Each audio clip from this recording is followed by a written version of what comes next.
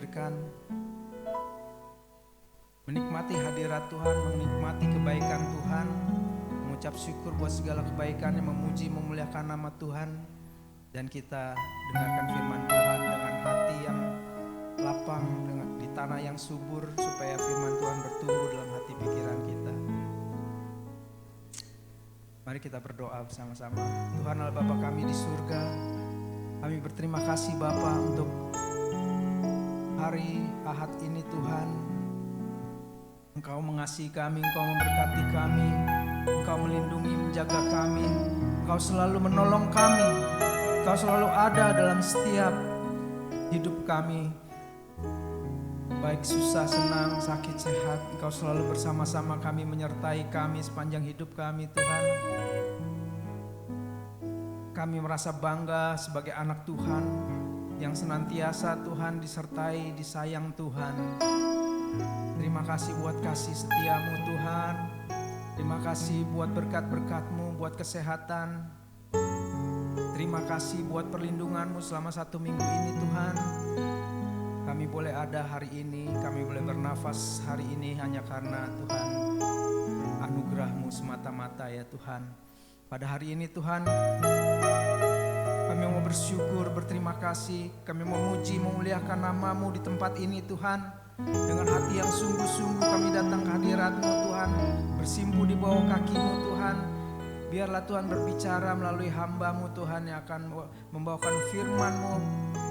Nanti Tuhan, Saudara Alvin ya Tuhan, Kau berikan hikmat yang daripada-Mu Tuhan.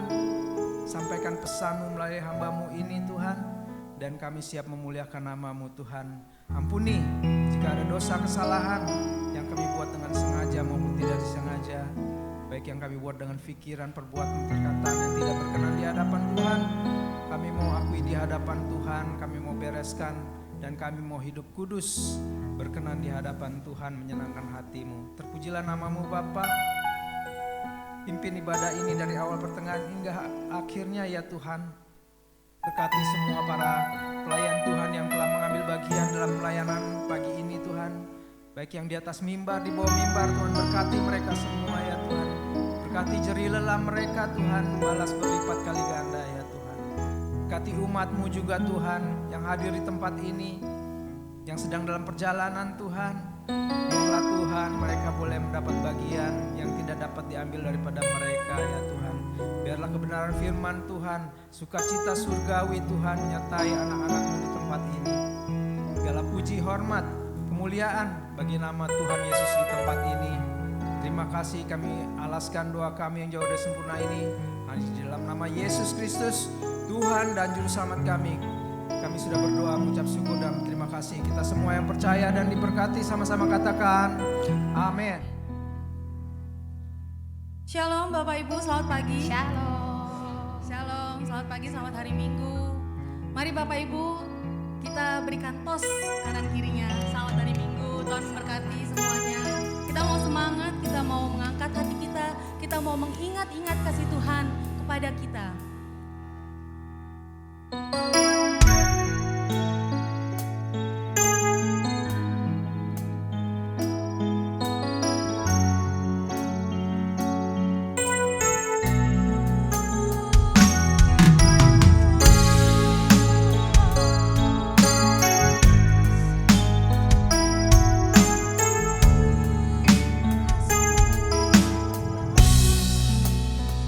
Begitu besar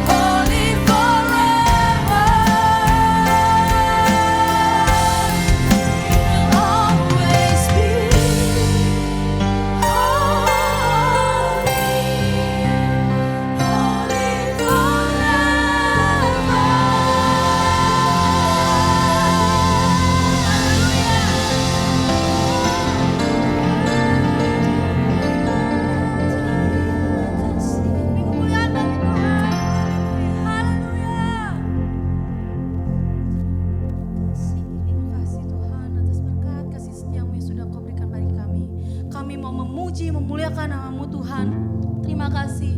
Berkati kami Tuhan, berkati kami semua.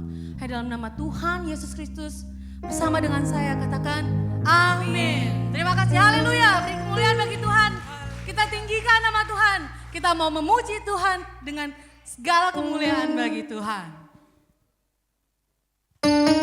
Teman-teman berserta berdiri. Kita bertepuk tangan bersama-sama. Aku datang ya Tuhan untuk penuhi panggilan, menjadi saksi iman melalui pujian. Bukan menyanyi, bukan menari, hanya untukmu Allah yang kukasihi. Kau layani sepenuh hati, segala kemuliaan bagimu Tuhan. Engkau ku sembah di dalam roh dan kebenaran, sampai putih rambutku, habis nafasku.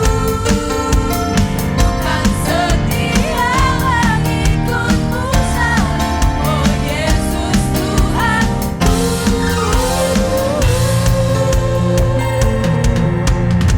Aku datang ya Tuhan untuk penuhi panggilan, menjadi saksi iman melalui pujian. Mari bernyanyi. Bukan menyanyi, bukan menari, hanya untukmu Allah yang kukasihi. Kau layani sepenuh hati, segala kemuliaan bagimu Tuhan. Engkau ku sembah dalam roh dan kebenaran, sampai putih rambutku, habis nafasku. Bukan setia mengikutmu selalu, oh Yesus Tuhanku.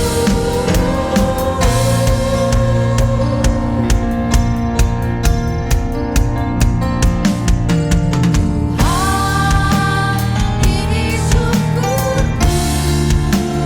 puja bagimu, persembahan hatiku. Tuhan, ini syukur kami Tuhan, kami naikkan hanya bagimu, hanya bagimu Yesus yang layak kutinggikan.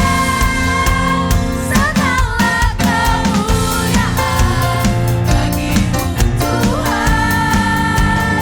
Engkau ku sembah dalam roh dan kebenaran, sampai putih rambutku, habis nafasku. Bukan setia mengikutmu selalu, oh Yesus Tuhan.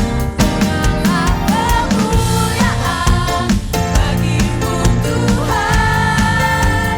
Engkau ku sembah dalam roh dan kebenaran, sampai putih rambutku, habis nafasku. Bukan setia mengikutmu selalu, oh Yesus. Bukan setia mengikutmu selalu, oh Yesus Tuhan. Bukan setia mengikutmu selalu, oh Yesus Tuhanku.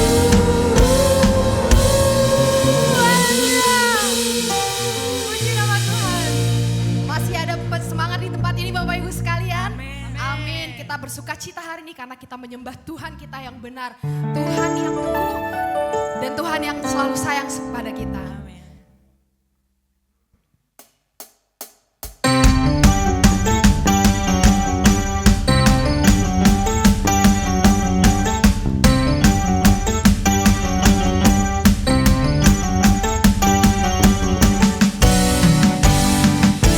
Mari bersama-sama katakan kau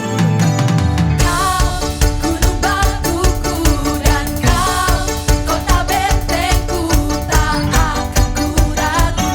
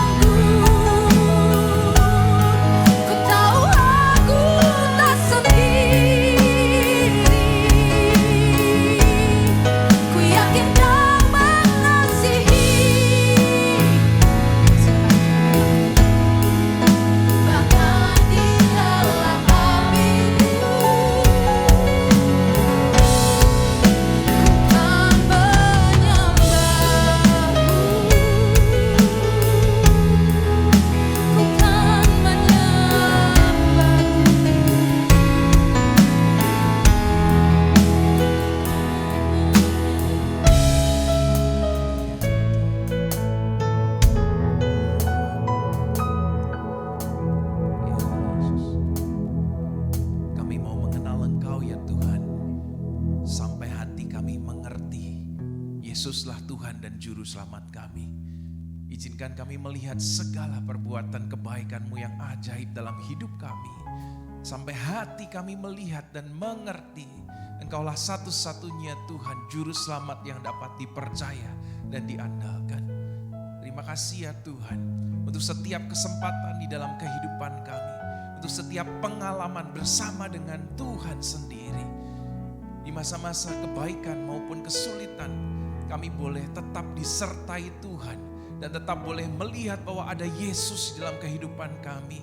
Kami melihat Engkau Allah yang setia, Engkau Allah yang adil, yang menuntun menopang setiap kami di dalam pengharapan yang pasti di dalam nama Yesus.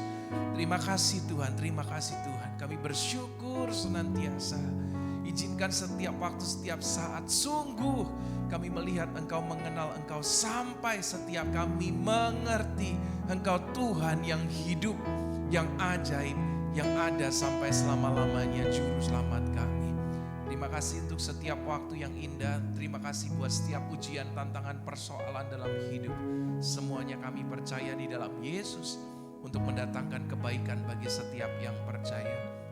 Hanya bentuk setiap kami, hanya ubah setiap kami, selaraskan kehendak kami dengan kehendak Tuhan. Jangan biarkan hati kami isinya penuh kedengkian, dendam, dan segala sesuatu yang sia-sia. Biar hati kami hanya berisi pengenalan akan Tuhan, segala kebaikan dan kebenaran yang menjadi tuntunan bagi hidup kami. Ya Tuhan, berbicaralah buat setiap kami di tempat ini. Kami rindu mendengarkan firman Tuhan. Tetapi terlebih daripada itu kami rindu untuk mengamalkannya dalam hidup kami sehari-hari. Dan hidup di dalam firman-Mu. Itulah sekiranya menyenangkan hati Tuhan. Terima kasih Bapa. Hanya di dalam nama Yesus Kristus kami berdoa. Haleluya. Kita bersama katakan amin, amin. Silakan duduk Bapak Ibu Saudaraku. Shalom. Selamat siang baik jemaat yang ada di bawah dan di atas. Ya, shalom semuanya. Semoga sehat selalu. Sinja sudah berakhir belum ya Bapak Ibu Saudara? Udah ya? Udah nggak boleh, konsifaca udah nggak sempat ya berarti ya? Udah nggak sempat mencoba peruntungan di tahun ular berarti ya? Kan dulu ada bahasanya begitu. Baik, hari ini saya mau sampaikan sesuatu Bapak Ibu Saudara. Saya berikan tema si jahat itu bisa datang dan merampasnya. Ya, saya membaca sebuah perikop di dalam Alkitab yang sebenarnya kayaknya maksudnya sebenarnya bukan itu gitu. Tetapi ketika saya coba mencoba untuk memahami, untuk menafsirkannya, saya tergerak dengan sebuah pengertian yang sederhana ini. Dan saya sadar akan sesuatu hal ini bisa terjadi dalam hidup kita. Ya, mari kita baca bersama si jahat itu datang dan merampasnya. Saya ambil dari Matius yang ke-13 ayat yang ke-4. Oke. Matius 13 ayat 3 sampai 4 Bapak Ibu Saudara. Kita baca bersama-sama 1, 2, 3.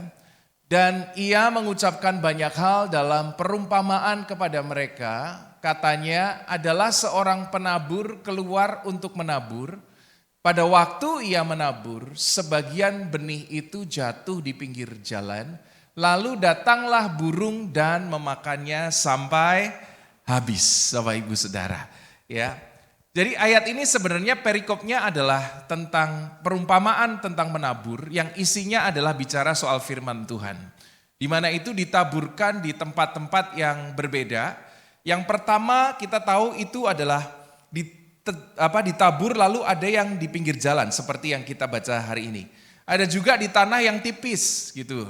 Ya, ketika mereka bertumbuh sementara lalu kemudian layu. Lalu kemudian ada juga yang ditaburkan di dalam semak-semak berduri sehingga kekhawatiran dunia menghimpitnya lalu mati. Lalu kemudian ditaburkan di tanah yang subur dan itulah yang berbuah banyak. Kita tahu perikop itu Bapak Ibu Saudara, tapi saya mau berbicara di tempat ini soal ayat yang ketiga dan keempat saja. Pada waktu ia menabur, sebagian benih itu jatuh di pinggir jalan, lalu datanglah burung dan memakannya sampai habis. Bapak Ibu Saudara, ketika itu saya menyadari demikian. Bapak Ibu Saudara, kita ini segala yang kita punya di dunia ini, ya apapun yang Anda miliki hari ini, itu bisa habis. Bapak Ibu Saudara menyadari nggak hal itu ya? Bahwa apa yang kita punya nih di dalam dunia ini sesungguhnya bisa habis. Saya tidak mengerti, saya masih sepertinya melihat ada orang-orang tertentu yang kayaknya tuh apa yang dia punya tuh kekal gitu. Sesungguhnya dia berdiri dalam kesombongannya, dia merasa bahwa apa yang dia punya tuh seolah-olah kekal. Tidak ada orang bisa menggoncangkan posisinya, gak ada orang bisa mengambil hartanya, tidak ada orang bisa mencuri daripadanya. Seolah-olah udah jadi orang paling hebat yang semuanya dimiliki sampai kekal. Bapak Ibu Saudara, mari kita punya sedikit kesadaran, perenungan bahwa segala sesuatu yang kita punya di dunia ini bisa apa? Habis, tidak kekal yang kita punya. Kita melihat ada orang bisa punya jabatan tinggi besoknya udah jadi masuk penjara karena hal-hal tertentu. Kita melihat ada orang-orang yang hebat-hebat, yang naik mobil, yang kaya. Bagaimana kecelakaan yang ada di tol Ciawi yang sebelum ini? Apakah semua orang miskin? Saya percaya tidak ada satupun orang yang siap waktu itu ditabrak sama truk yang miliknya perusahaan tertentu itu. Mereka pikir semua yang dia miliki ya lagi baik-baik aja. Mungkin mau liburan ke Bandung, mungkin mau apa. Lalu bagaimana ketika itu diambil daripadanya dalam waktu yang seketika. Banyak kejadian di tengah kita yang seharusnya membuat kita sadar Bapak Ibu Saudara. Yang kita miliki itu bisa habis. Itu tidak kekal. Hartamu bisa habis, hidupmu bisa habis. Waktu hidup kita itu bisa habis. Tidak ada yang tahu umur kita berapa. Ada yang umurnya panjang, puji Tuhan. Ya, ada yang umurnya tidak panjang juga seharusnya puji Tuhan. Tidak ada yang tahu, tapi yang pasti bisa habis umur kita. Kalau kita tidak jaga, kalau kita tidak sadar, tahu-tahu waktu berlalu kita sudah tua, lalu kita punya banyak idealis yang tidak terjadi. Kita cuma menyesal saja. Karena apa? Ternyata waktu kita sudah habis. Demikian waktu hidup kita sendiri, demikian waktu hidup kita bersama dengan orang-orang yang kita kasihi. Bisa habis enggak? Waktu hidup dengan suami, istri, anak, orang tua kita. Banyak kita enggak sadar, kita terus saja cari masalah, berantem, tidak mengasihi, berbuat jahat. Suatu saat orang yang kau sayangi diambil daripada hidup kita. Lalu semuanya habis. Semua bisa habis Bapak Ibu Saudara. Sadari bahwa apa yang kita punya bisa diambil dalam hidup kita. Bisa habis seketika. Umur bisa habis, waktu bisa habis, energi bisa habis. Apalagi duit, itu mah habis saja terus ya. Gak tahu kalau yang satu itu. Habis saja terus, ada yang senasib sama saya. Yang duitnya habis terus. Waktu umur sih kita masih kayaknya tenaga masih bisa. Masih kuat, tapi kalau duit harta cepat aja habisnya, nggak tahu siapa yang nyuri itulah. Kemungkinan besar istri, kemungkinan besar yang pakai lebih banyak. Tapi enggak tahu, pokoknya habis aja lah, udah teruslah, sudah begitu. Semua yang kita miliki loh. Saya menyadari hal ini Bapak Ibu Saudara, mungkin ada sebagian yang sudah tahu ya kisah ini. Saya tidak sadar apakah saya pernah cerita atau tidak waktu itu. Akhir tahun 2023 ya, itu 2 tahun yang lalu, 1,5 tahunan yang lalu. Akhir tahun, saya ingat karena kejadiannya saya biasanya perjalanan ada pelayanan Natal, nyanyi dan lain sebagainya. Itu saya ingat di momen ketika, ini saya ingat pasti sampai mati, saya pasti ingat. Ya, saya sama istri itu lagi baik-baiknya lah waktu itu. Karena kami lagi selesai di dalam persoalan kan COVID tuh habis COVID. COVID itu kan susah banget ya, bagi beberapa dari kita tuh susah sekali.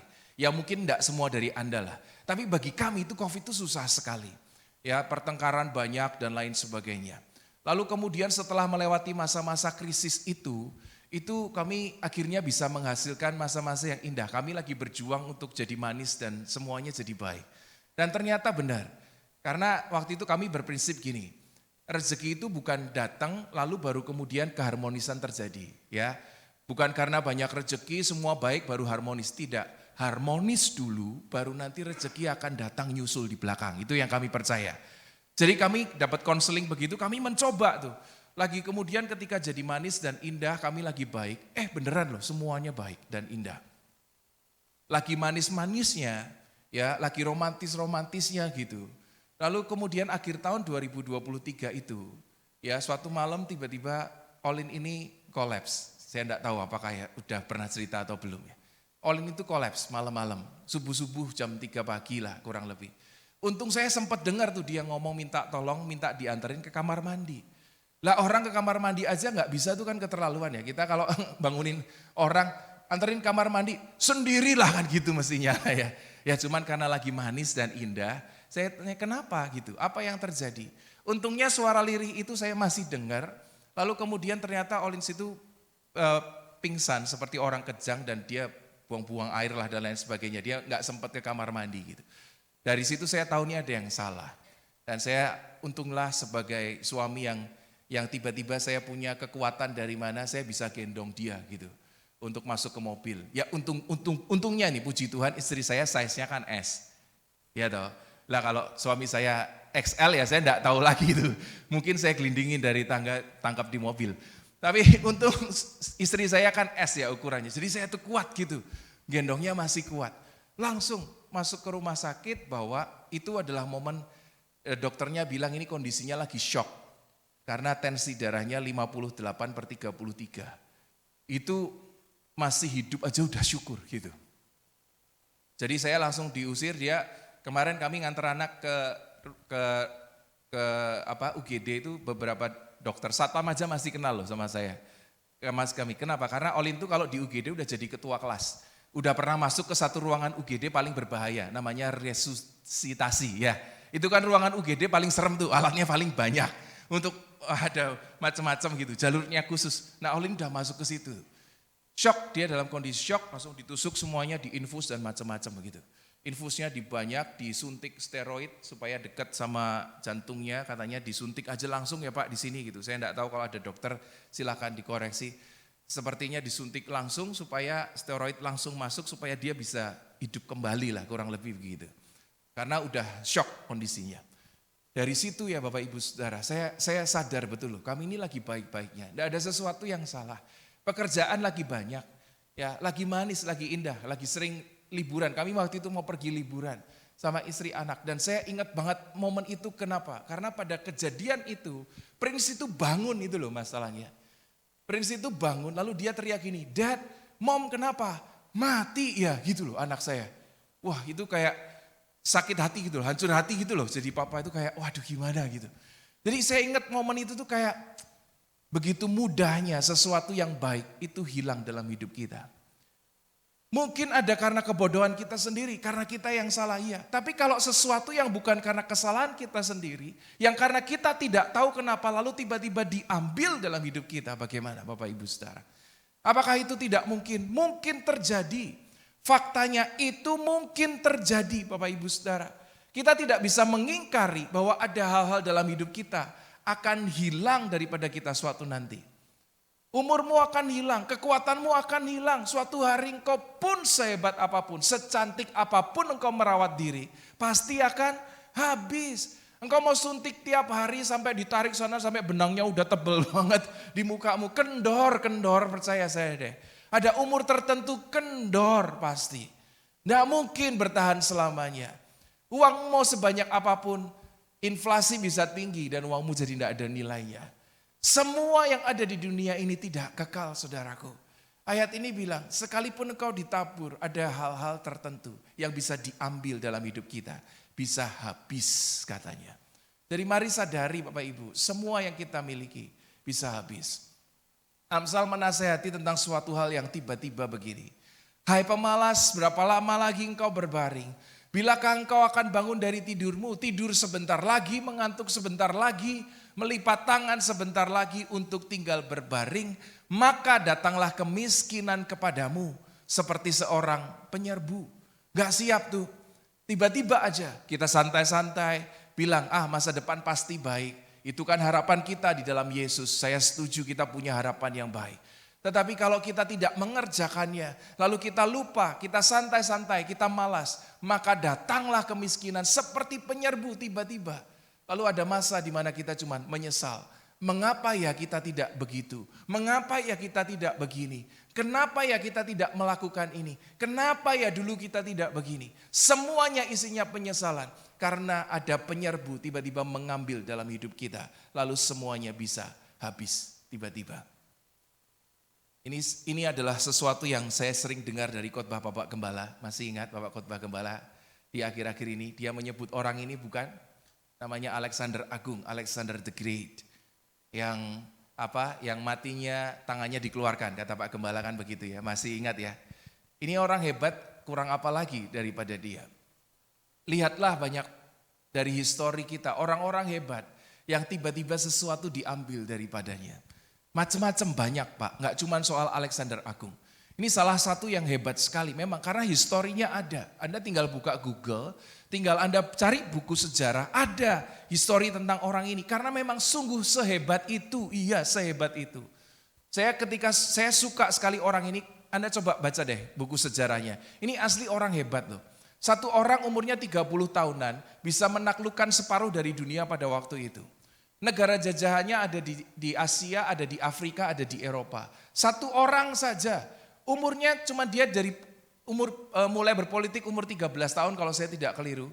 Lalu kemudian mulai jadi bagus, diangkat jadi jenderal. Masih muda, belasan tahun.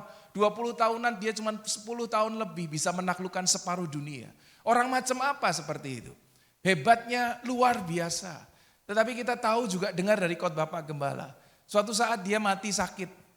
Ya, suatu mati sakit yang sebenarnya sakitnya kalau ada hari ini pakai antibiotik sembuh loh. Gampang cari di apotek. Sayangnya dia lahir di masa yang salah aja sih menurut saya. Dia lahir di masa lalu yang kelihatannya cuma demam gitu. Saya pernah demam ternyata ngapain? Karena hatinya berlemak katanya gitu. Kolesterol tinggi. Nah udah mulai tua kan 40 plus. Ya Anda kan beberapa ngalamin ya, amin. Ya supaya saya nggak sendirian senyum aja lah yang iya. Itu kan kerjaannya kan gitu kan, suhu tinggi, demam dikit. Loh itu minum atorvastatin sembuh kok Pak. Oh zaman dulu aja belum ada itu, kasihan itu Alexander the Great. Dia begitu hebatnya, lalu kemudian ketika dia mati dia minta diulurkan tangannya itu. Ya, itu ada maknanya Bapak Ibu Saudara. Para filsuf mendasari hal tersebut dengan sesuatu hal yang namanya gini. Kedua tangan yang terbuka itu, tandanya kan kalau Anda lihat di tangan itu ada huruf M-nya. Ada yang sama dengan saya?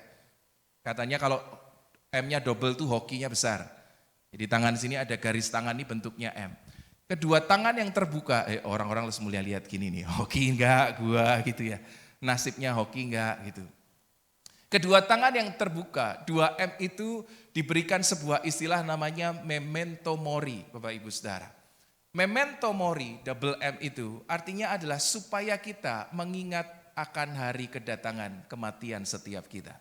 Ada beberapa fakta ya yang saya ketahui ketika saya mencoba untuk mencari bagaimana singa ini mencari mangsanya. Yang pertama, fakta pertama, perburuan tentang singa ya untuk mencari mangsa itu selalu dimulai oleh singa betina. Itu fakta Bapak Ibu Saudara. Anda tahu nggak soal ini? Ya, yang pertama cari mangsa yang suka gigitin duluan itu yang betina loh ternyata. Bukan yang laki-laki. Yang jantan itu dia cuma ngincer aja sambil duduk santai, dia ngincer aja tuh. Lalu kemudian mereka sempat briefing lah gimana, nggak tahu gimana pakai bahasa apa. Yang selalu mulai duluan, yang gerak duluan, yang memulai pertengkaran duluan itu yang betina. Yang cewek Pak Bu. Jadi emang dari sononya memang sudah gitu. Jadi pria-pria sabar aja. Ya, yang mulai segala sesuatu emang yang betina, mulai duluan. Ya, memang secara fakta itu dikarenakan ternyata singa betina itu lebih cepat daripada singa yang jantan. Jadi makanya dia lari duluan. Kan mangsa-mangsanya bisa cepat tuh, rusa lah apa bisa cepat. Baru nanti kalau ada mangsa yang gede mereka berkerumun. Pada akhirnya yang laki datang baru mulai memangsanya dan seterusnya. Tapi selalu dimulai oleh singa betina. Nah fakta yang kedua, ini yang menarik begini. Bagaimana singa itu bisa memilih mangsanya dari ribuan binatang yang ada. Anggap saja di Afrika misalnya. Itu kan kalau misalnya lembu tuh, sapi jantan misalnya lagi pindah migrasi, itu kan ribuan. Bagaimana singa ini memilih mangsanya yang kira-kira bisa diterkam. Itu ternyata ada ilmunya loh Bapak Ibu Saudara. Bagaimana ketika ada rusa yang lagi makan semuanya lagi cari air. Kenapa singa-singa ini milih satu jenis rusa tertentu. Dan itu yang diawasi, yang diincer lalu kemudian dikerubungi oleh singa-singa betina pada mulanya itu. Ternyata ada dua hal. Bahwa yang diincar sama singa itu adalah satu, yang sendirian. Ya, yang sendirian. Coba kita lihat nih, betapa banyak dosa yang dilakukan ketika kita sendirian. Itu bahaya loh. Ya, enggak punya komunitas, enggak punya teman, lagi sendirian, enggak bisa cerita kemana-mana, tuh pikirannya kemana-mana tuh. Ya, setan tuh ngincer seperti itu. Singa tuh cari yang sendirian, itu yang pertama. Yang kedua, itu adalah binatang yang lemah, yang punya sakit. Kok bisa tahu kan gitu ya? Orang ribuan kok singa bisa tahu ya? Ternyata singa itu mengamati bisa begini loh. Ketika ini lagi ribuan orang migrasi, ada satu binatang yang kelihatan lebih lambat daripada yang lain. Nah, singa bisa tahu loh. Itu lagi capek tuh. Itu kakinya lagi lemah tuh, pasti ada sakit. Nah, itu diincar terus. Nanti ketika suatu saat kesempatan ada, disikat dia. Iblis itu pencuri yang seperti itu Bapak Ibu. Firman-Nya bilang begitu tadi. Sebab iblis itu seperti singa. Dia sedang ngincer orang yang dapat ditelannya. Ketika dapat ditelannya itu ada, habis itu. Iblis itu gak main-main Bapak Ibu Saudara. Kalau sampai kesempatan itu ada, habis kita. Satu kisah membuktikan di dalam firman Tuhan, semuanya tahu tentang ini. Adalah seorang bernama Ayub. Ya, yang atas enggak usah dibaca, saya yakin Anda sudah tahu soal perikop ini. Lalu bertanyalah Tuhan kepada iblis dan seterusnya. Nah, ini yang kita tahu kejadiannya. Apakah dengan tidak mendapat apa-apa, Ayub takut akan Allah? Kan gitu pertanyaannya iblis. Lalu kemudian, bukankah engkau membuat pagar sebab kau memberkati, makanya dia kaya, makanya dia happy, makanya dia baik, makanya ya dia hidup dengan sangat luar biasa. Memang begitu karena diberkati Tuhan. Tetapi coba dah, ulurkanlah tanganmu, ayat yang ke-11. Dan jamalah segala yang dipunyainya, ia pasti mengutuki engkau. Maka firman Tuhan kepada iblis, nah boleh, segala yang dipunyainya ada dalam kuasamu, hanya jangan engkau mengulurkan tangan terhadap dirinya. Artinya boleh ambil apa yang di hidupnya, tetapi harus tetap tidak boleh membunuh dia. Itulah perjanjiannya. Bapak Ibu Saudara coba lihat di sini ya. Iblis dikasih satu kali kesempatan untuk menyentuh hidupnya Ayub. Coba apa yang dihabisi dari hidupnya Ayub. Anda ingat dong ayat itu tentang apa? Iblis cuma dikasih satu kesempatan loh. Cuman satu kali kesempatan kali itu. Boleh kamu ambil nih apa yang ada di hidupnya Ayub. Tapi sayangkan nyawanya, pertahankan. Iblis dikasih satu kali celah saja. Habis loh punyanya Ayub. Padahal Ayub punya apa? Banyak Pak. Banyak. Makanya banyak orang kok merasanya begini ya. Seolah-olah apa yang dia miliki tidak mungkin habis. Hati-hati loh, ada celah sedikit dalam hidup kita. Iblis bisa masuk di dalamnya dan habis. Kekayaan harta Ayub, kita iseng sedikit hari ini. Kalau Anda pengen tahu siapa Ayub sesungguhnya, ini hartanya. Dia punya 10 anak, 7 laki-laki, 3 perempuan. Ya, yang 7 laki-laki ini semuanya sudah dibeliin rumah sama Bapak Ayub. Enak ya jadi anaknya Pak Ayub ya. Semuanya sudah dikasih rumah, yang 7 laki-laki. Yang 3 perempuan enggak dikasih rumah katanya, kata Alkitab. Karena nanti dia akan menikah sama orang yang punya rumah. Itu hidupnya di sana begitu. Jadi yang laki-laki sebelum menikah harus punya rumah. Itu Yahudi. Jadi kalau belum enggak boleh gitu ya. Beda sama India. Kalau India kan tinggalnya bareng-bareng tuh anak pertama di lantai itu dan seterusnya. Nah, Ayub ini punya 10 anak laki-laki, 7 laki-laki, 3 perempuan. Artinya rumahnya Ayub 1, anaknya itu 7 semuanya punya rumah. Yang dikatakan di Alkitab, setiap hari anaknya ini membuat pesta ganti-gantian. Dari anak pertama, anak kedua, anak ketiga, tiap hari pesta. Ngundangin orang yang adik-adik 3 perempuan ini ikut ngiter ke rumahnya karena dia tidak punya rumah. Tapi semuanya nih ngiter nih, rumah 1, rumah 2. Saya tanya lah kira-kira, kalau ada orang punya rumah di daerah yang baik di zaman sekarang aja deh. Yang rumahnya cukup buat pesta, berapa harga rumahnya? Lah kira-kira lah. Ya maaf ya, apartemen 2 kamar mah enggak bisa full goso, enggak bisa buat pesta. Apalagi apartemen studio enggak bisa. Tidak bisa, maaf. Enggak cukup. Yang kira-kira rumah saya juga enggak cukup lah. Rumah cuma 100 meteran kayaknya kok kurang ya buat bikin pesta. Rumah di Kelapa Gading 300 meter harganya berapa lah? Yang kira-kira bisa buat pesta. Nopek Gol lah 250 meter lah. Yang punya rumah 250 meteran di Kelapa Gading kira-kira berapa? 5M cukup di sini? Kurang ya? Enggak cukup, 10. Wastaga, tenanan 10. 5 lah, 5 masih ada ya. Ya ini kan ada broker terpercaya, silakan ya. Ya, mau cari. 5M masih dapat yang bisa buat pesta ya. Kaliin 7. 35. Belum rumahnya Ayub sendiri. Lah pasti lebih gede lagi daripada rumahnya anak-anaknya. Anggap aja 5M juga, udah 40M hartanya. Baru rumahnya tok loh. Bisa habis enggak? Bisa loh, sekali ketika habis. Seanak-anaknya habis, hartanya habis. Belum lagi dia punya 7.000 kambing dan domba. 7.000 kambing dan domba, maaf ya, bukan kambing sini loh, kambing sono. Pernah lihat kambing sono? Ya, gede-gede loh. Harganya itu kalau di sini wah ya bisa, nggak tahu 10 lebih mungkin. Tapi anggaplah kita cari kambing sini aja lah sederhana, harganya 4 juta aja lah. Sitiau aja kali 7.000 berapa? 20, kok ngitungnya saya error ya, biasanya ngitungnya cuman belanja harian Indomaret, repot ini. 28M, ya. Kalau 7.000 kali 4 juta, 28M. Tambah yang tadi berapa? 3.000 unta. Ayo siapa yang jual unta di sini? Lebih mahal enggak dari kambing dan domba? Saya yakin lebih mahal dong, berapa? 20 juta, 30 juta? Dia punya 3.000, Pak, Bu. Punya 3.000, itu mah 10M lebih lah pasti. Masih ada lagi tuh 500 lembu. Lembunya, wah, enggak ngerti lagi saya. Lembu itu sapi jantan ya. Iya toh, lembu itu sapi jantan kan. Sapi jantan yang gede-gede berapa? Kaliin 500. Belum lagi 500 keledai betina. Yang menarik Bapak Ibu Saudara, keledai betina pada waktu itu lebih berharga daripada emas. Karena emas belum seberharga sekarang. Keledai betina itu lebih berharga. Kenapa? Dia bisa beranak, dia bisa untuk transportasi, dia bisa untuk membawa barang. Harganya sangat mahal di waktu itu. Makanya dengan jelas 500 keledai betina.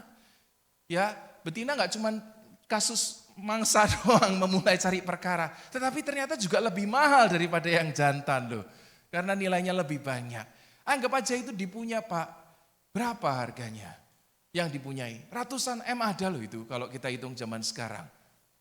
Ratusan M ada lah saya yakin dia punya. Dia tiap hari pesta. Dia bisa menghasilkan susu, daging setiap hari tidak pernah kelaparan. Semua anaknya makan kenyang. Hebat hidupnya. Iblis dapat 1 kali kesempatan Pak. Habis itu semua kita tahu dalam Alkitab.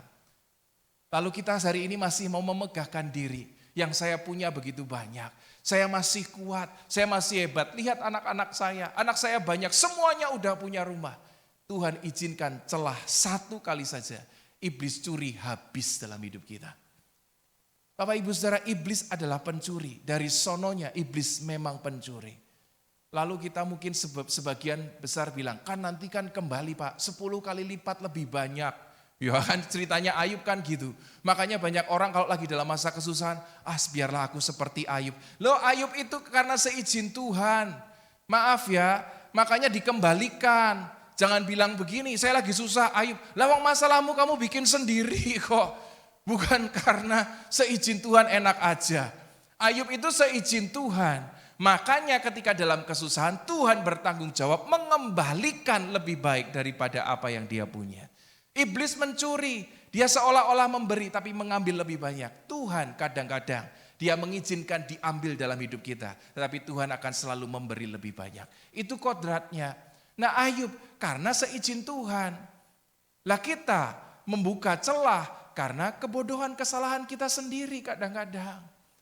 Bukankah itu yang terjadi kalau sudah tahu hidup kita tidak sehat, kolesterol sudah mulai tinggi, sering pusing tiap hari pijit lehernya, lalu kemudian sudah diabetes tinggi dan lain sebagainya. Mohon maaf, lihat daging-daging jangan dimakan. Kadang-kadang kita makan tuh tadi di depan aja tuh, Ibu Gembala ikutan. Enak loh, ya. Mbok sadar. Lalu dengan santai bilang begini, kan ada obat dari Amerika, bagus Bu, Pak. Makan aja, gak mungkin kolesterol tinggi. Suatu saat diambil daripadamu, gak bisa kembali loh. Hati-hati loh Pak, Bu. Suatu saat ketika diambil daripadamu, bisa kembali enggak? Kemungkinannya susah loh. Susah sekali kalau iblis punya celah sedikit karena kebodohan kita. Hati-hati, mari kita sadar. Jangan membuat celah karena kebodohan kita sendiri. Karena begitu iblis punya kesempatan, dia akan habiskan hidup kita sampai habis, benar-benar habis. Lanjutan Amsal yang tadi, ya Amsal 6 ayat 11-15, perhatikan supaya kita bijaksana. Tak bergunalah dan jahatlah orang yang hidup dengan mulut serong, yang mengedipkan matanya, yang bermain kaki dan menunjuk-nunjuk dengan jari. Apa maksudnya? Maksudnya di bawahnya.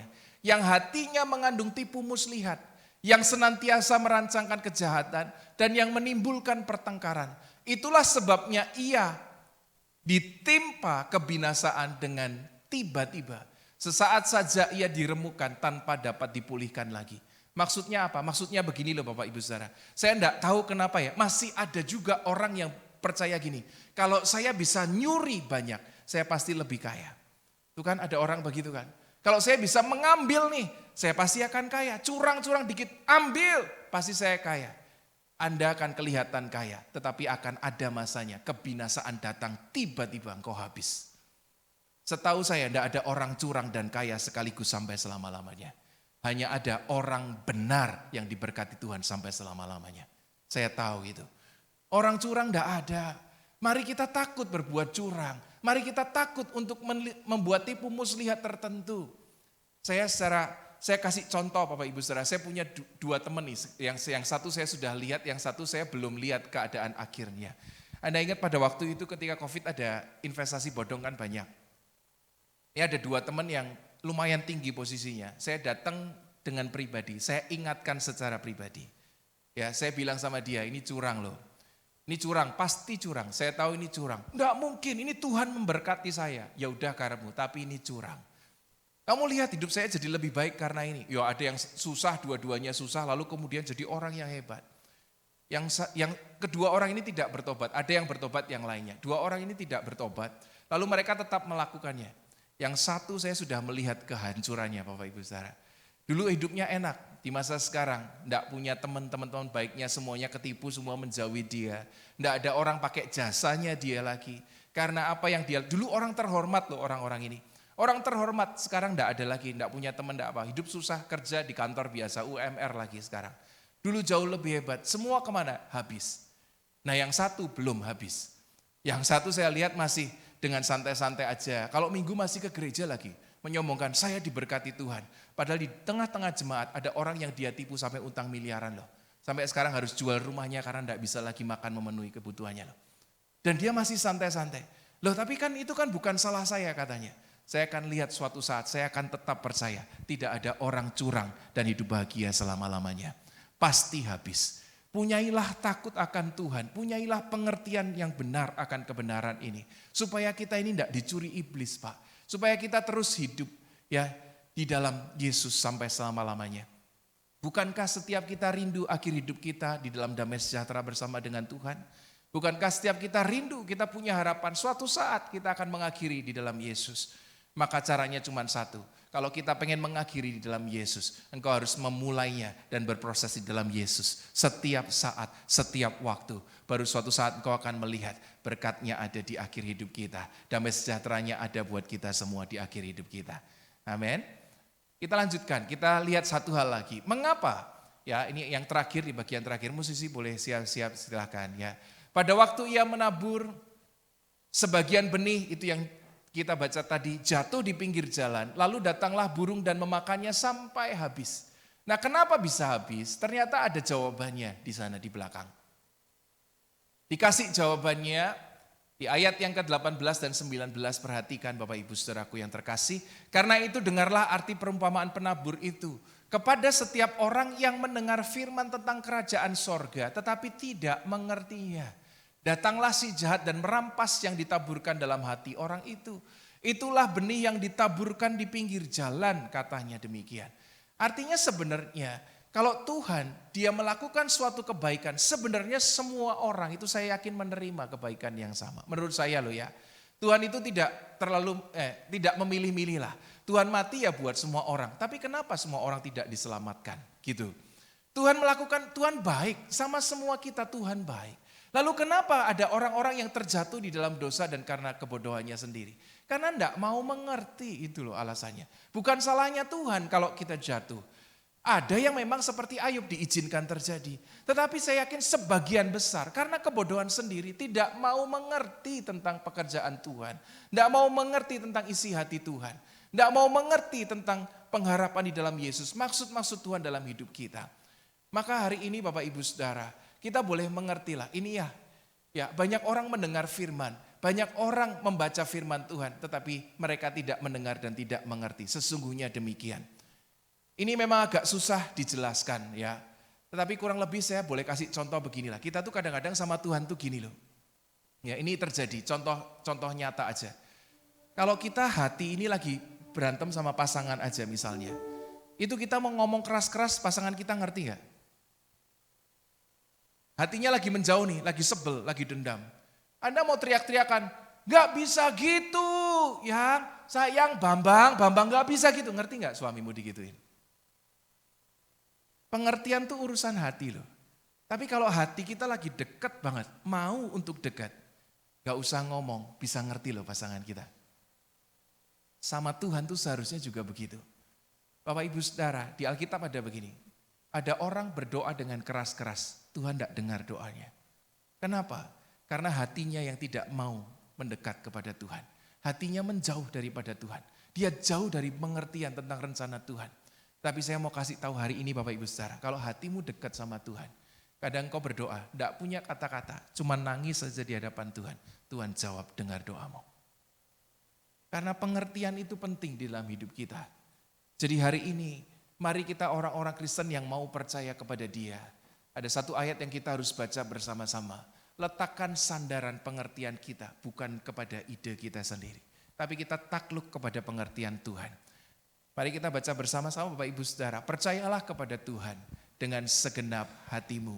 Dan janganlah bersandar kepada pengertianmu sendiri. Kiranya Tuhan memberkati saudara, hati-hati tetap di dalam Tuhan. Sebab sekali kita buka celah, hati-hati yang kau miliki dicuri iblis. Iblis penjahat, dia akan curi daripada kita. Sebab semuanya memang bisa habis. Hanya di dalam Yesus ada kekekalan yang kita percaya bersama-sama. Amin. Tuhan Yesus memberkati, kita berdoa. Ya Tuhan, terima kasih buat hari ini. Kami bersyukur sekali kami dengar firman Tuhan. Kami mau belajar untuk mengerti segala sesuatu yang kita miliki di dunia ini fana. Semua bisa habis pada waktunya. Hanya sesuatu yang di dalam Tuhan saja yang akan kami nikmati bersamamu sampai kekekalan. Ajar kami untuk terus mengerti, meletakkan sandaran pikiran kami di dalam Engkau sampai selama-lamanya. Kami percaya berdoa, kalau kami mau mengakhiri hidup kami di dalam Tuhan, ajar kami untuk memulainya di dalam Tuhan. Ajar kami untuk melangkah satu langkah demi langkah di dalam Tuhan. Berproses di dalam Tuhan. Sampai suatu saat kami sungguh melihat bahwa hanya Tuhanlah yang kekal. Pengharapan yang kekal sampai selama-lamanya. Terima kasih Bapa, ajar kami bijaksana untuk menjaga apa yang kami miliki dengan bijaksana. Mengerti bahwa semuanya dititipkan saja bagi kami.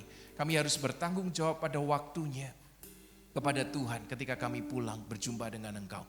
Ajar kami bijaksana menikmati hari-hari yang jahat ini. Tapi kami paling tidak punya Tuhan untuk terus bersyukur. Dan kami percaya kalau kami hari ini ada, semua karena kebaikan Tuhan. Kami mau menikmati masa depan kami yang belum kami lihat hari ini. Tidak dengan ketakutan, sebab ada singa yang berkeliling mengancam hidup kami, itulah si setan. Tapi percuma kami tidak takut sebab kami berada di dalam Yesus Kristus sampai hari ini. Dan kami mau menjaganya sampai selama-lamanya. Terima kasih Tuhan, kami berdoa hanya di dalam nama Yesus Kristus. Haleluya, kita bersama katakan amin. Tuhan Yesus memberkati saudaraku. Puji nama Tuhan, terima kasih untuk Pendeta Alvin atas khotbah pada hari ini. Bapak Ibu sekalian, mari sekarang kita mempersiapkan persembahan kita. Bapak Ibu semua diberkati Tuhan hari ini. Ngerti firman Tuhan bahwa segala sesuatu dalam hidup kita ini tidak ada yang abadi, ya, termasuk umur kita, termasuk semua yang kita miliki. Itu sebabnya kalau kita diberkati jangan pelit-pelit ya saudara, karena itu milik Tuhan dan kita pergunakan dengan bijak. Ya, jangan untuk berfoya-foya nggak karuan begitu saudara ya. Dan ingat bahwa semua bisa habis, bisa lepas dari hidup kita. Termasuk nyawa kita bisa lepas dari diri kita. Saya ingat, saya baru tahu Alvin cerita tentang Olin. Karena waktu itu saya ditelepon, Mama tolong ya ke rumah karena Olin mau dibawa ke rumah sakit. Saya pikir sakit biasa gitu. Ingatnya keadaannya begitu ya. Itu kalau dia sekarang bisa sehat itu anugerah. Begitu juga saudara, pasti saudara pernah mengalami masa-masa yang kritis dan bisa hidup. Itu anugerah, kesempatan, dan di dalamnya Tuhan punya tujuan dalam hidup kita. Untuk mengasihi dia, melayani dia dan menjadi saksi bagi dia. Saya juga entah itu berapa kali ya, yang saya ingat dulu masih jadi guru sekolah minggu, jemput, saya jalan di kayu-kayu kereta api ya, jalanan kereta api kan ada kayu-kayunya, ada bawahnya kan sungai itu di Gunung Sari. Dulu masih ada IP di situ. Saya mau jemput anak-anak di seberang itu, di jalan pemandangan atau apa gitu di seberang. Jadi dari dulu saya jemput anak sekolah minggu jauh-jauh dari jalan jembatan batu gitu saudara ya. Dulu mereka ini sekolah minggu saya jemputin. Saya bisa di tengah-tengah itu kereta datang. Saya dengar wong begitu. Aduh, saya bingung buat nyebur nggak bisa berenang gitu kan.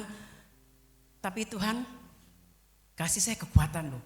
Saya bisa turun loncat dan kaki saya belum bermasalah seperti sekarang. Masih muda. Waktu itu loncat, kaki nggak patah karena di bawah ada cor-coran kan yang menyangga tiang untuk jalanan kereta begitu. Saya diem di bawahnya, kereta jalan loh saudara. Keretanya panjang lagi. Dan waktu naik nggak punya tenaga. Saya bilang lagi, Tuhan tolong saya gimana naik. Tuhan kasih kekuatan lagi loh. Saya bisa merangkak kayak monyet. Iya. Dan itu nggak ada pijakan kaki. Itu besi-besi itu kan nggak ada pijakan kaki. Dah Effendi tahu dah tuh. Karena dia bagian pembuat jalan. Saya nggak bisa loh. Tuh nggak ada pijakan kaki. Tuhan bisa kasih kekuatan loh. Saya kakinya bisa nempel kayak cicak.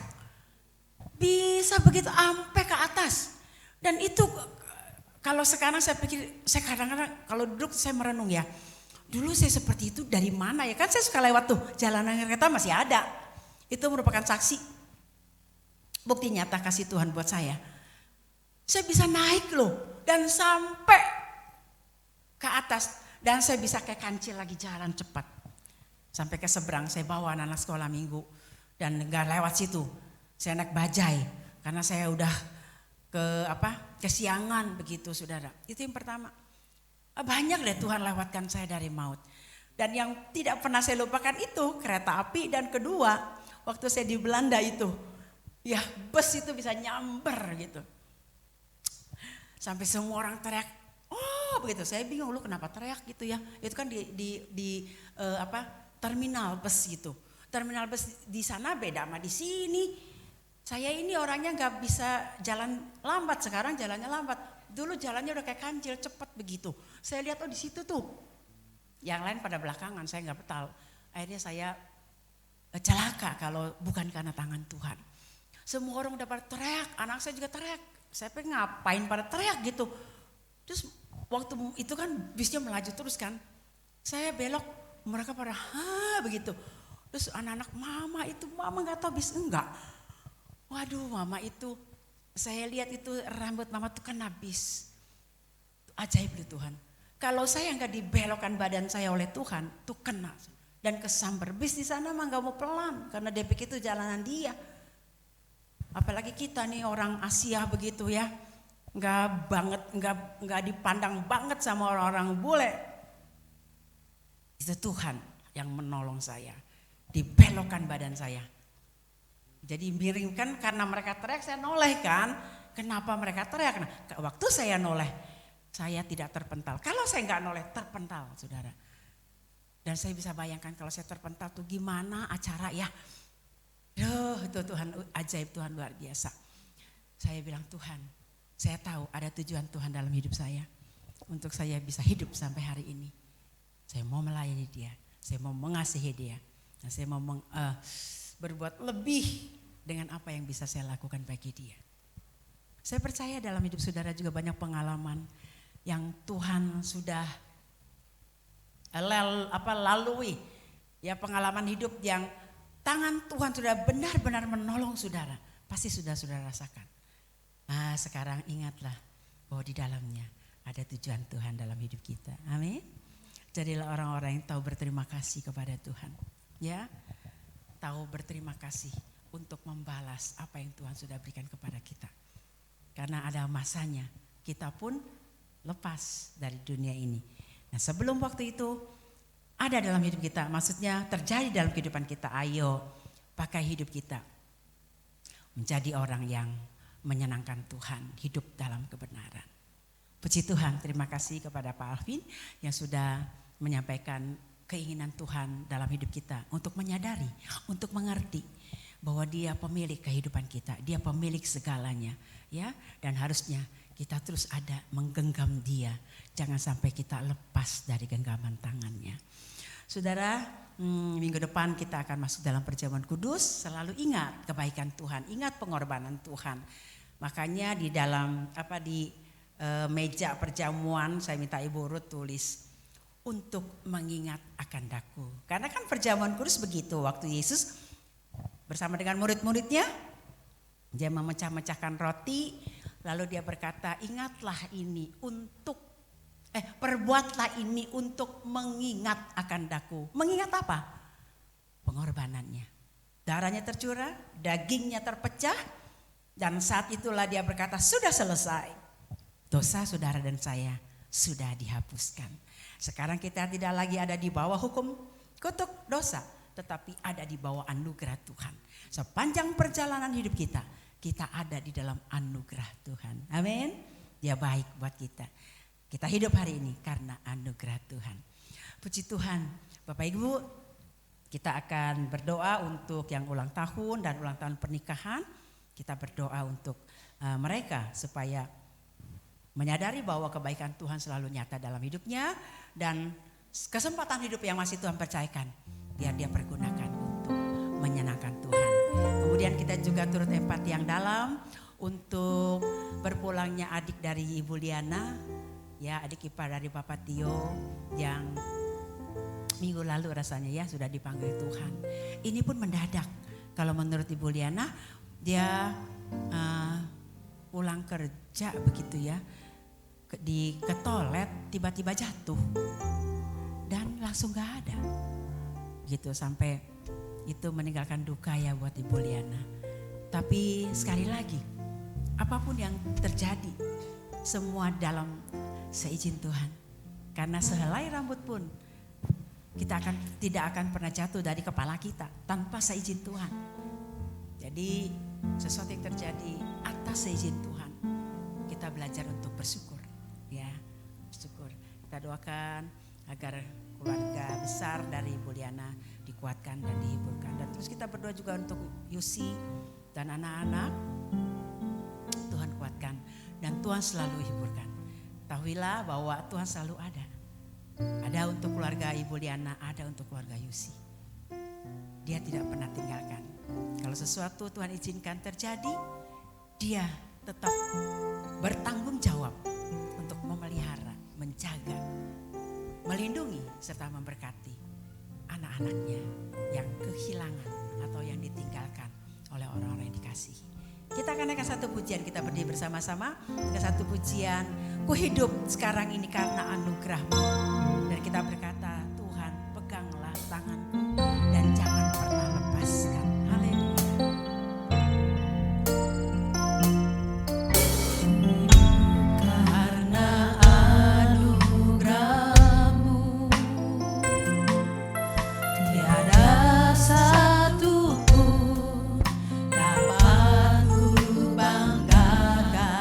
Semua karena cinta-Mu.